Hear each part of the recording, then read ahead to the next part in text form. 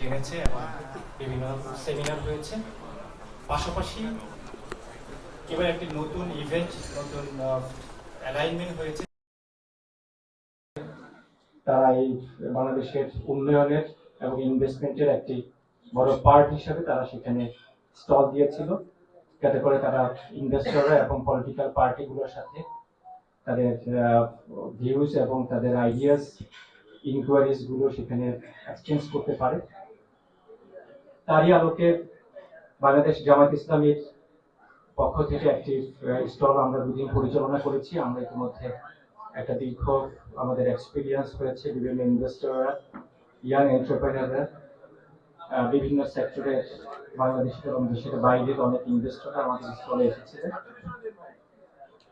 তো সেই আলোকে আমরা আজকে আপনাদেরকে আমাদের এই অভিজ্ঞতা এবং আমাদের যে আয়োজন ছিল টোটাল ইনভেস্টমেন্ট সম্পর্কে, ইনভেস্টর সামিট সম্পর্কে আপনাদের অভিজ্ঞতা সবকিছু মিলে আমরা মনে করছি যে আমাদের এই প্রেস কনফারেন্সের মাধ্যমে আমরা জাতির কাছে, আমরা জাতির সামনে আমরা তুলে ধরবো এবং তুলে ধরার প্রয়াসে আমাদের আজকের এই প্রেস কনফারেন্সের আয়োজন।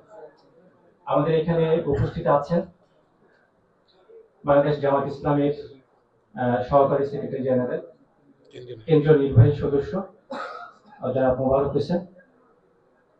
আমাদের সাথে উপস্থিত আছেন আমাদের জামাত ইসলামের ইন্ডাস্ট্রি অ্যান্ড কমার্সের উইংসের সম্মানিত ভাইস প্রেসিডেন্ট জনাব আনোয়ার হোসেন রাজু। আমাদের সাথে উপস্থিত আছেন আমাদের কমার্স অ্যান্ড ইন্ডাস্ট্রি সেক্টরের সম্মানিত সেক্রেটারি জনাব ডাক্তার আনোয়ারুল আজিম এবং assistant secretary engineer Ziaur Rahman. আমরা স্বাভাবিকভাবে আমাদের এই আয়োজন বাংলাদেশ জামাত ইসলামের পক্ষ থেকে যে আয়োজন হয়েছিল তার আমাদের এই প্রয়াস এবং আমাদের এই উদ্দেশ্য সম্পর্কে আমি বিনীত অনুরোধ জানাচ্ছি আপনাদের সামনে ব্রিফ করবেন এখন আমাদের সম্মানিত জনাব মোবারক হোসেন ভাই।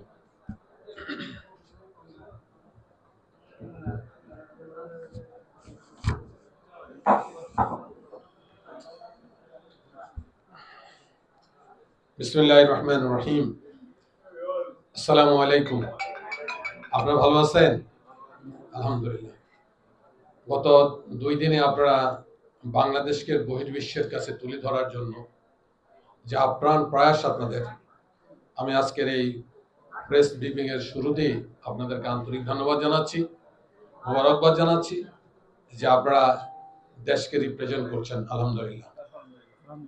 বাংলাদেশ ইনভেস্টমেন্ট সামিট 2025 এটা নতুন আঙ্গিকে, নতুন ফর্মে বাংলাদেশে আজকে হয়ে গেল।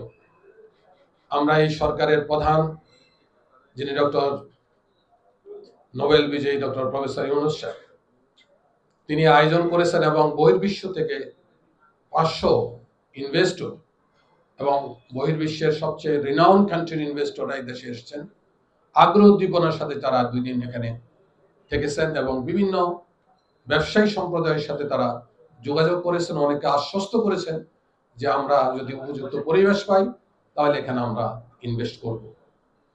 আমি ব্যক্তিগতভাবে আপনাদেরকে বলতে চাই যে গতকাল প্রফেসর ডক্টর ইউনূস বহির্বিশ্বের ইনভেস্টরদের সামনে যে বক্তব্য পেশ করলেন, এটা বাংলাদেশের আর্থ সামাজিক ব্যবসার জগতে একটি মাইল ফলক।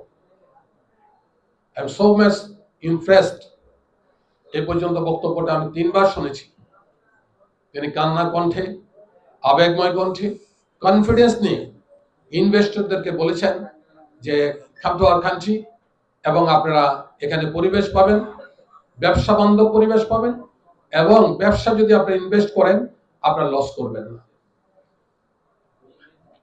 সম্মানিত সাংবাদিক বন্ধুরা, লম্বা কথা না বলে শুধু আমি একটু বলতে চাই, বাংলাদেশ জামাত ইসলাম দুর্নীতিমুক্ত, শোষণ মুক্ত, অর্থনৈতিক সমৃদ্ধশালী একটি দেশ বহু বছর থেকে আমরা আশা করে আসছি এবং সেই হিসাবে একেবারে নির্দ্বিধায় বলা যায়, আমরা বলতেই পারি যে বাংলাদেশ জামাত ইসলামী কোনো ব্যবসা করছে না, বাট বাংলাদেশ জামাত ইসলামীর যারা রিনাউন্ড পার্সন আছেন, যারা আমরা এই যে আমার 2 পাশের জন্য আছেন, এরা 2 জনই কিন্তু ব্যবসায়ী এবং বড় বড় ব্যবসা পরিচালনা করছেন। আমরা যেখানে হাত দিয়েছি এটা আপনারা বিশ্বাস করবেন এবং স্বীকার করবেন যে আমরা প্রত্যেকটি সেক্টরে আলহামদুলিল্লাহ আমরা সফলতা অর্জন করতে পেরেছি। আমরা জানি কিভাবে ব্যবসা করতে হয়। ব্যবসার প্রথম পুঁজি হলো, মূলধন হলো সততা। আমরা সেই সততার সাথেই বাংলাদেশের যেই কয়টা ব্যবসা প্রতিষ্ঠান আমরা গড়ে তুলেছি, প্রত্যেকটা প্রতিষ্ঠান আজকে বাংলাদেশের মাইল ফলকে হিসাবে আছে এবং ব্যবসার সফল প্রতিষ্ঠান হিসাবে সবার কাছে সমাদৃত আছে। সামিট 25-এ যারা এসেছিলেন, বাংলাদেশ জামাত ইসলাম এখানে একটা স্টল করেছে এবং আমার জানা মতে আমাদের যারা এখানে স্টল পরিচালনার দায়িত্বে ছিলেন তারা অনেক ইনভেস্টরকে তারা আকৃষ্ট করতে সক্ষম হয়েছে এবং তারা বলেছে যে আমরা বিশ্বাস রাখতে চাই যে ভিশন 20 আমরা বাংলাদেশের টপ 20 কান্ট্রিতে আমরা পরিণত করতে সক্ষম হব ইনশাআল্লাহ। আমরা এখন মনে করছি যেটা সেটা হলো একটা ব্যবসা বান্ধব পরিবেশ তৈরি হয়েছে। এটা আমরা বোঝাতে, বিদেশি ইনভেস্টরদেরকে আমরা বোঝাতে সক্ষম হয়েছি।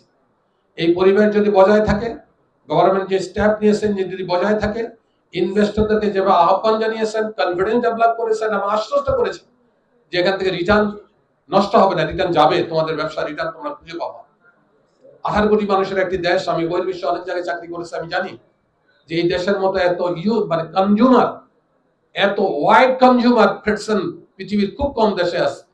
আমরা একটা শার্ট কিনলে 2 মাস 3 মাস পরে শার্টটা চেঞ্জ করি এবং আপনারা জানেন যে বহির্বিশ্বে অনেক দেশ আছে এক শার্ট দিয়ে পুরো বছর পার করে দেয়, যে wide consumer person mentality in our country. অনেক দেশ কিন্তু এরকম করে না, পয়সা আছে কিন্তু কনজিউমার কম।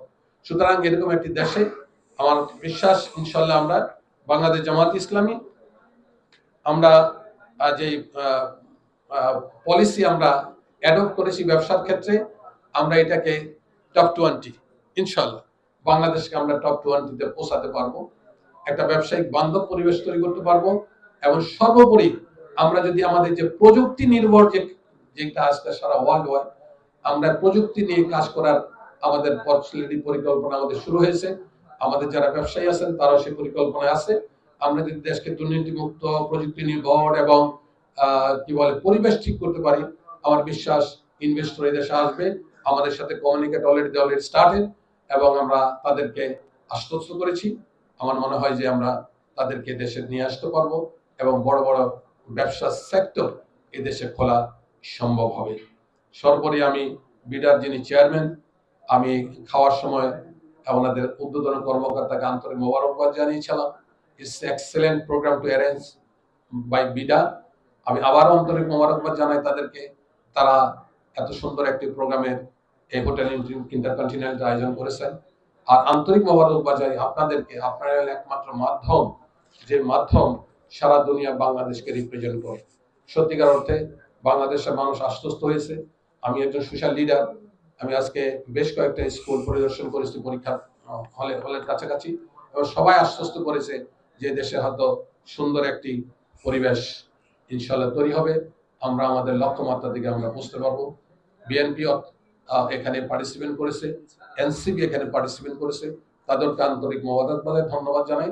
কালেকটিভলি যদি আমরা দেশকে ভালোবাসি, দেশকে একটা উচ্চ মাত্রায় আমরা নিয়ে যেতে চাই, তাহলে ইন্ডিভিজুয়াল কোনো দলের পক্ষে, ইন্ডিভিজুয়াল কোনো ব্যক্তির পক্ষে ইটস নট পসিবল। কালেকটিভলি দেশের সাথে আমাদেরকে এগিয়ে যেতে হবে, এই আশাবাদ আমরা করছি। আমি আপনাদেরকে আবারও ধন্যবাদ জানিয়ে আমার সংক্ষিপ্ত কথা কিছুটা তো একটু বুঝতেই পারছেন, কিছুটা হেরফের হইতেই পারে, আপনাদের সামনে কথা বলা তো ইটস ভেরি ডিফিকাল্ট। তারপরেও যা বললাম ইটস এ গুড থিংস, এটা আপনারা রিসিভ করবেন। যদি কিছু ভুল হয় এটাকে আপনি ইরেজ করে দিবেন। Thank you very much, thank you all.